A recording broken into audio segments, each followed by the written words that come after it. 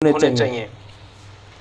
हौज की परिभाषा नदी, तालाब, फायर हाइड्रेंट अथवा पानी का कोई भी स्रोत जहां से हमें पानी मिल सके, वहां से आग के स्थान तक आग बुझाने के लिए जिन फिरमिस के पाइपों का उपयोग पानी पहुंचाने के लिए किया जाता है उन्हें हौज पाइप कहते हैं। जैसे स्लाइड में दिखाया गया है। सेक्शन होज दो प्रकार के होते हैं, हार्ड सेक्शन, सॉफ्ट सेक्शन। फिर हार्ड सेक्शन दो प्रकार के होते हैं, पार्शली एम्बेडेड और फुली एम्बेडेड। अभी आता हमारा डिलीवरी होज। डिलीवरी होज मेनली तीन प्रकार के होते हैं, परकोलेटिंग होज पाइप जिसे हम कैनवास या रिसने वाला होज पाइप कहते हैं। फिर आता हमारा कंट्रोल परकोलेटिंग होज पाइप जिसे हम कम रिसने वाला होज पाइप कहते हैं।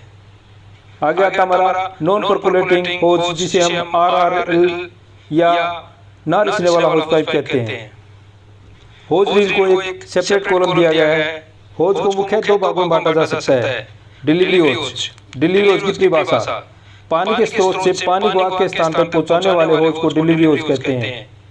इसमें से गुजरने वाले पानी का दबाव बाहरी वातावरण के दबाव से अधिक होता है। डिलीवरी होज जैसे सामने दृश्य में दिखाया गया है।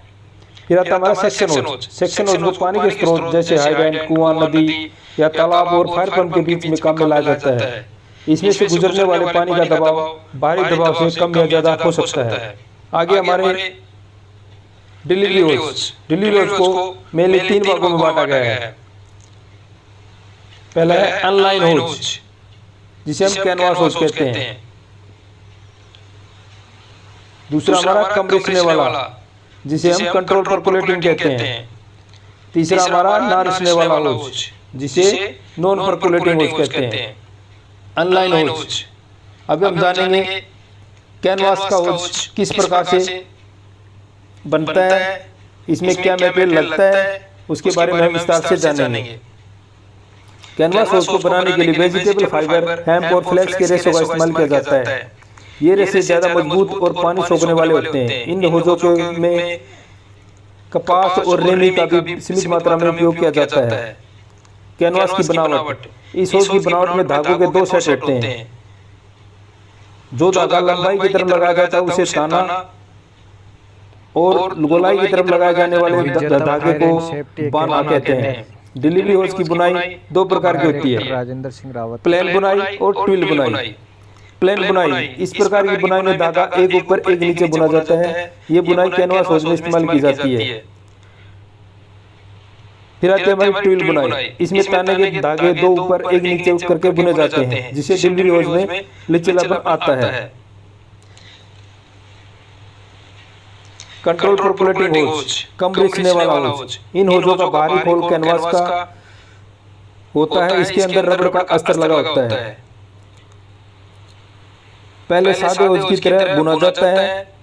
इसके अंदर कच्चे रबड़ और का ट्यूब डाल दिया जाता है। इस ट्यूब में दबाव युक्त भाप दी जाती है। इससे रबड़ का अस्तर होज के अंदर चिपक कर पूरी तरह पक जाता है, जिसे हम बल्कनाइज भी कहते हैं, जिससे पानी का रिसाव नियंत्रण तरीके से होता है।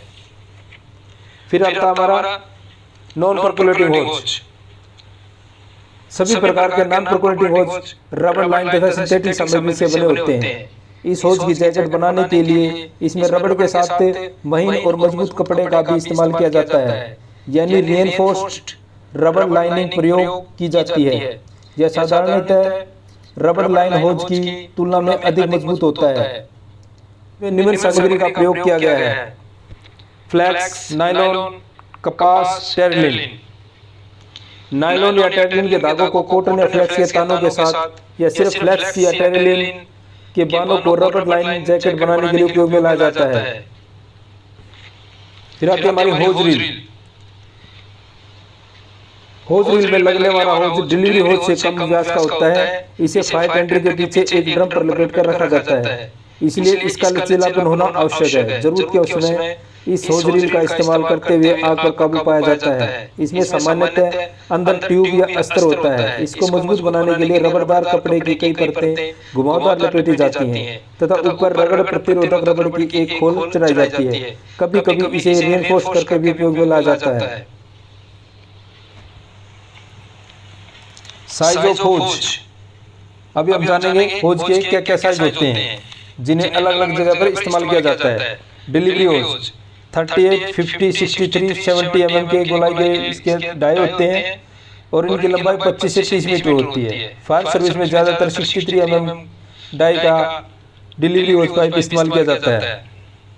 फिर आता हमारा सेक्शन होज। ये सामान्यतः 75, 100, 120, 140 mm के होते हैं और इनकी लंबाई 2.5, 3 और 5 मीटर होती है। फायर सर्विस में ज्यादातर 100 mm डाई के सेक्शन होज इस्तेमाल किए जाते हैं। होज रील होज, यह 19 से 20 mm की होती है। इसकी लंबाई 30 से 60 मीटर होती है। विजेता fire and safety academy Ajmer. अब हम जानेंगे होज में क्या क्या गुण होने चाहिए। इसमें लचीलापन होना चाहिए। होज में लचीलापन होना आवश्यक है। उपयोग में लाने, रोल करने या गीला सूखा रख रखाव में आसानी रहती है। अगर होज लचीला होगा तो उसको रख रखाव में आसानी होगी। टिकाऊपन, होज में अधिक से अधिक टिकाऊपन होना चाहिए। कम घिसने वाला होना चाहिए। रफ यूज करने पर भी उसमें कोई खराबी ना हो या उसको वो सहन कर सके। कम उपयोग में पंचर या बस्ट होने वाला न हो तथा आसानी से मरम्मत करने योग्य होना चाहिए। सड़न का प्रतिरोधक, फ्लैक्स और कपास की तरह के प्राकृतिक रेशों में फफूंदी लग सकती है और वह सड़ सकते हैं, इसलिए होज बुनते समय होज का सड़न प्रतिरोधक उपचार करना आवश्यक है। लंबाई तथा व्यास में परिवर्तन, पानी के प्रेशर के कारण होज की लंबाई और व्यास में परिवर्तन होने का मतलब है कि होज में लगी सामग्री में तनाव पैदा हो रहा है। इसलिए ऐसे में तनाव बढ़ने से विशेषकर बाना के धागे कमजोर हो जाते हैं तथा होज भ्रष्ट हो सकता है। लंबाई में खिंचाव के कारण स्नैकिंग हो सकती है और नोजल पर प्रेशर कम हो सकता है। घर्षण से प्रेशर में कमी, होज की अंदरूनी सतह जहां तक हो सके चिकनी होनी चाहिए जिससे पानी के प्रेशर में घर्षण द्वारा होने वाली कमी कम से कम हो। वजन में हल्का होना चाहिए। कहीं पर भी हमारे को इस्तेमाल करना पड़े तो वजन में अगर हल्का होगा तो ज्यादा से ज्यादा काम होगा। अच्छी क्वालिटी के 63 mm के 1 मीटर अनलाइन होज का वजन 425 ग्राम तथा परकोलेटिन का वजन 500 ग्राम होना चाहिए। होज में होने वाली हानि या खराबी के कारण, होज में खराबी के क्या क्या कारण हो सकते हैं। फफूंदी लगने से होज खराब हो सकता है। फ्लैक्स तथा कपास से बने होज के सूक्ष्म छिद्रों में वातावरण की नमी या गर्मी के कारण पनपती है। होज का उपयोग करने के बाद पूरी तरह ना सुखाने अथवा नमी रहने से फफूंदी पनपने लगती है। सादे और अस्तित्वदार होज सड़ने का कारण फफूंदी होता है। सड़ी हुई परिस्थिति में एक विशेष प्रकार की दुर्गंध से इसे पहचाना जाता है। फफूंदी के कारण होज कमजोर होकर तार हो सकता है या फट सकता है। इसके उपाय हमें क्या क्या करने चाहिए। होज बनाने के लिए इस्तेमाल होने वाली कच्ची सामग्री या होज बुन लेने के बाद उसे रात प्रूफिंग उपचार देना आवश्यक है। होज को अच्छा धोकर तथा पूरी तरह सुखाकर सूखी तथा हवादार जगह में भंडारण करना चाहिए। घर्षण दो मुख्य कारणों से होता है। गलत ढंग से होज बिछाना और लपेटने से होता है। पंप के कंपन के कारण होता है। इसके उपाय हम क्या क्या कर सकते हैं। गीले होज में एब्रेशन अधिक होता है। होज को बिछाते समय जमीन पर घसीटना नहीं चाहिए। रोल करते समय पानी निकालने के लिए किसी वजनदार वस्तु से कुचलना नहीं चाहिए। कोनेदार जगह में खींचना नहीं चाहिए। रगड़ लग सकती है उससे। ब्रांच के पास होज ढीला रखना चाहिए ताकि जरूरत पड़ने पर ब्रांच को आगे बढ़ाया जा सके। होज को ड्रिल के अनुसार बिछाना चाहिए।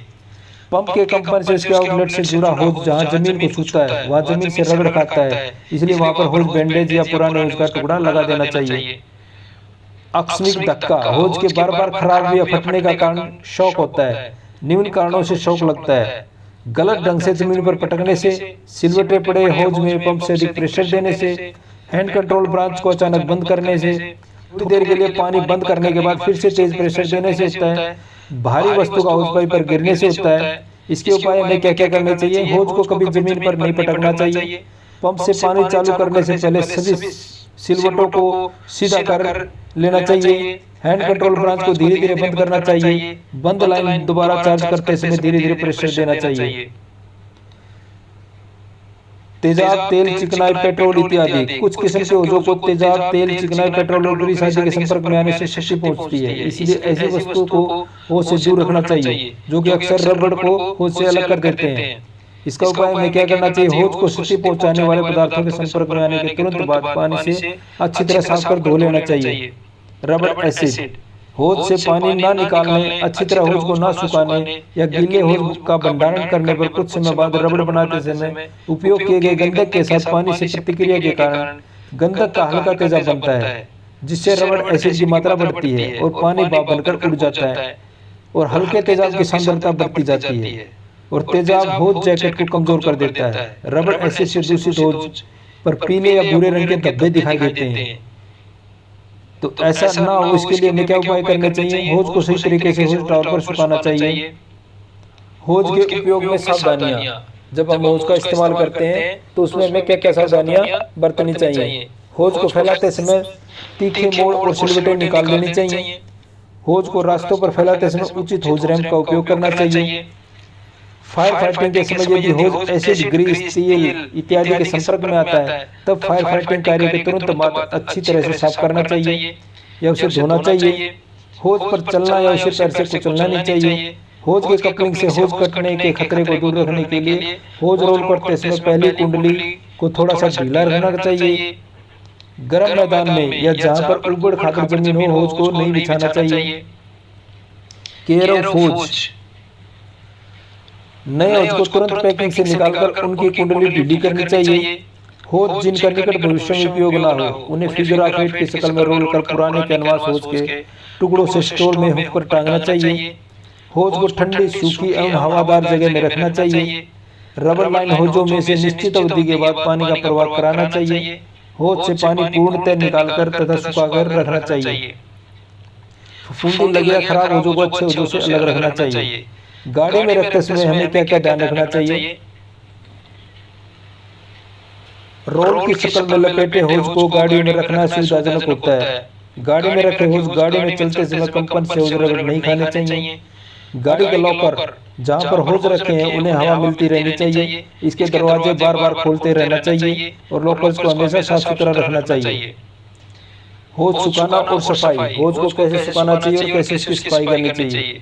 होज के उपयोग के बाद उसे अच्छी तरह से साफ पानी से धोना चाहिए। अगर ब्रश का इस्तेमाल कर रहे हो तो चौड़ाई में ब्रश करना चाहिए।